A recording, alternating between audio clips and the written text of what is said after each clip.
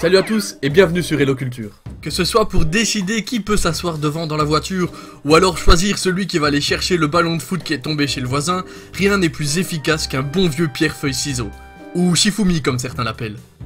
Mais en fait, ça vient d'où pierre-feuille-ciseau ?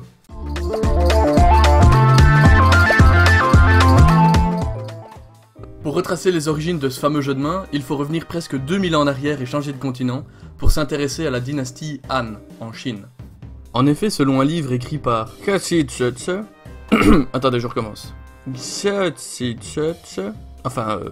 Zhaozi, les seigneurs de la dynastie Han jouaient à un jeu appelé Shouxiling, qui est considéré comme étant une des origines du fameux pierre-feuille-ciseau. Ce jeu était aussi appelé le jeu des 3 coups, et plus tard, le Shifumi. Le mot Shifumi provient du japonais Hifumi.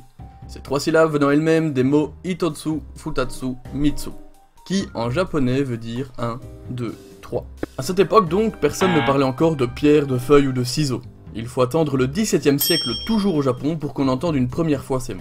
Aucune référence à ce jeu n'existait encore dans les pays occidentaux avant que ne se soient établis des contacts directs entre l'Occident et l'Asie. Vers la fin du XIXe siècle donc, des écrivains occidentaux en parlent comme une sorte d'amusement asiatique. Les peuples en Chine et en Corée font plutôt référence à du tissu avec la pierre et les ciseaux, alors que le tissu a été remplacé par une feuille chez les Japonais.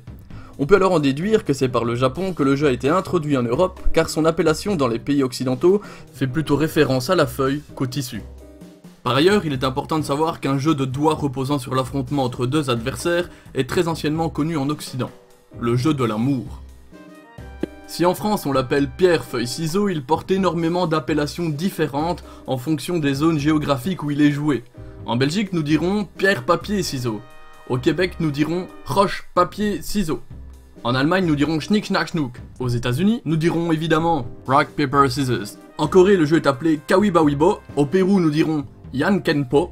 Et bien que le mot Shifumi provienne du japonais, au Japon le jeu s'appelle jankenpon. Eh ben, et toi, tu le savais ça ? Comme d'habitude, t'as l'espace commentaire si tu veux t'exprimer. Si t'as aimé la vidéo, tu peux évidemment la liker, et surtout si tu veux être notifié lors des prochaines sorties, n'oublie pas de t'abonner. Salut !